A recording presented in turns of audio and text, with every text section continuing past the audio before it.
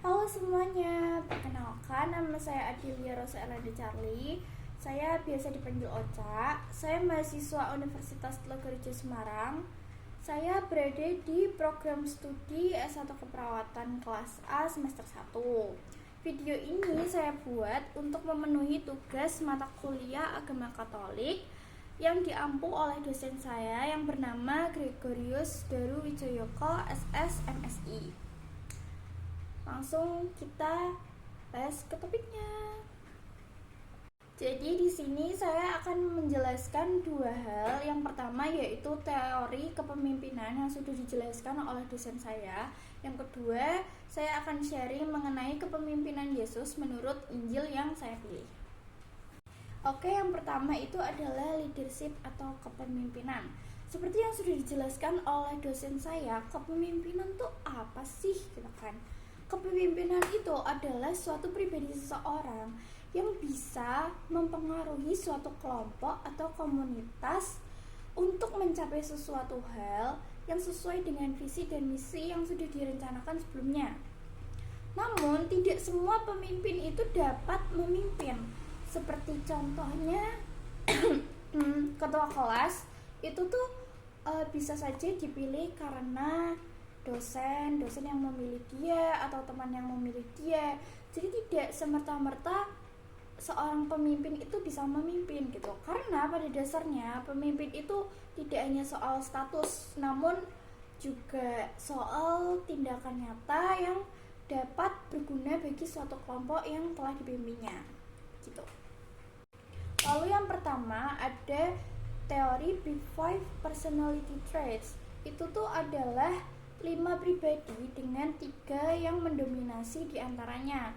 Namun tidak semua orang bisa memiliki 3 dominan itu. Bisa saja 2, 1, atau 4, atau 5 gitu. Jadi yang pertama ada openness to experience. Itu contohnya kita bisa terbuka, berbaur pada lingkungan baru dan pengalaman yang baru. Lalu kedua ada conscientiousness. Itu adalah mampu mengendalikan diri. Contohnya selalu mempersiapkan hal yang sudah menjadi tanggung jawabnya sebelumnya. Semisal saya ada ujian atau saya ada presentasi minggu depan, otomatis saya harus mempersiapkan file-file presentasi tersebut untuk saya presentasikan gitu. Lalu yang ketiga ada extraversion. Itu sering mendominasi dan lebih unggul daripada yang lain. Semisal di antara kelompok saya semua, saya memiliki public speaking yang paling bagus, sehingga saya mendominasi di antara kelompok saya.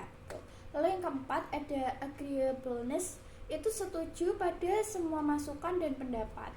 Itu kurang cocok untuk menjadi pemimpin karena kita sebagai pemimpin pun harus memilah-milah dalam berdiskusi. Namun ada benarnya juga bahwa kita bisa menerima semua masukan yang ada, entah dari anggota kelompok atau dari orang lain.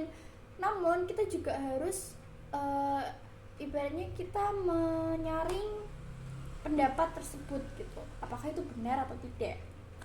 Lalu yang kelima ada neuroticism. Itu merasa gugup berlebihan. Itu sepertinya untuk seorang pemimpin kurang ya, karena kita sebagai pemimpin harus merasa percaya diri gitu. Lanjut ke teori yang kedua adalah 5 step design thinking.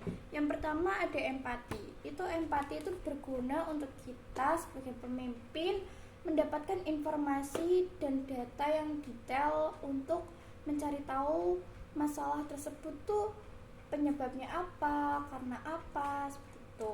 Yang kedua itu mengidentifikasi masalah dan hasil analisisnya itu didefinisikan gitu masalahnya.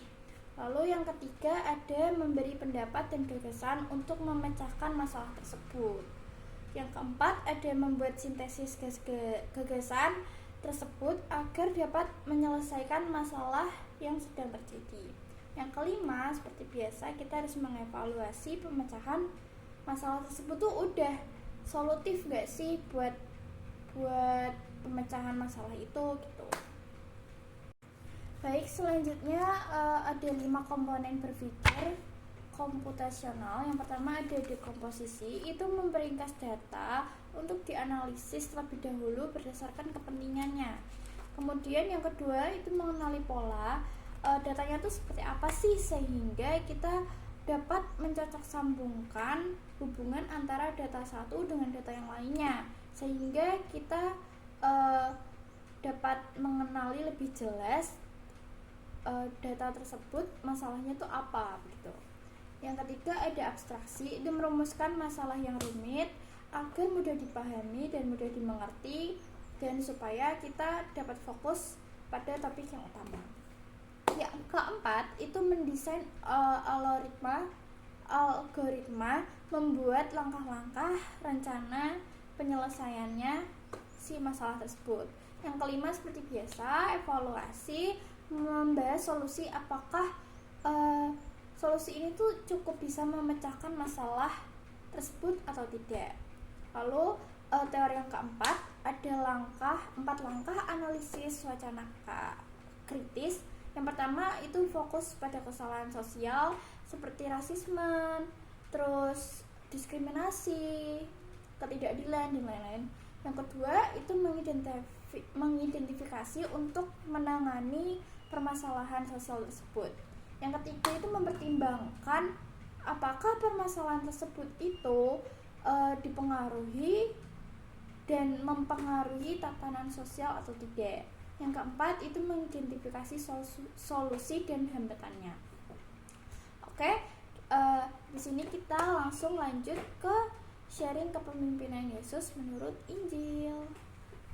Baik, dalam materi ini saya memilih Injil Matius mengenai kepemimpinan Yesus itu sendiri.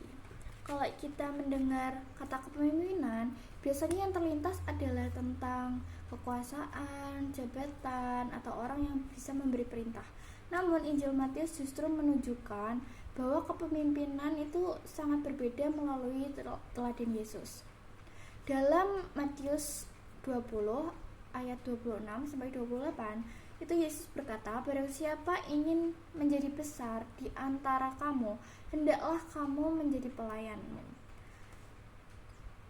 Sama seperti anak manusia datang bukan untuk dilayani, melainkan untuk melayani dan untuk memberikan nyawanya menjadi tebusan bagi banyak orang. Ayat ini menegaskan bahwa kepemimpinan menurut Yesus bukanlah tentang memerintah, melainkan tentang melayani.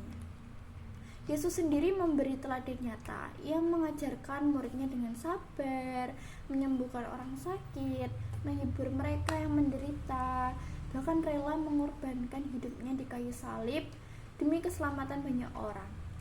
Semua ini menunjukkan bahwa kepemimpinan sejati bukanlah soal posisi, tetapi soal kerelaan untuk memberikan diri. Gitu. Selain itu, Injil Matius juga menampilkan Yesus sebagai pembentuk murid. Ia tidak hanya memimpin seorang diri, tetapi melatih muridnya agar mampu melanjutkan karyanya. Bagi umat Katolik, teladan Yesus ini sangat penting. Kepemimpinan yang melayani harus kita hidupi dalam kehidupan sehari-hari, baik di keluarga, kampus, maupun dalam profesi kita yang akan kita jalani kelak. Sebagai calon perawat, misalnya saya dipanggil untuk melayani pasien, itu harus dengan hati, mengutamakan kebutuhan orang lain, dan menolong tanpa memandang status atau kedudukan. Begitu. Itu demikian sharing saya mengenai kepemimpinan Yesus dalam Injil Matius. Semoga kita semua semakin terinspirasi untuk memimpin dengan kasih, kerendahan hati, dan semangat pelayanan sebagaimana Yesus Kristus sendiri telah mencontohkannya. Terima kasih. Berkah dalam.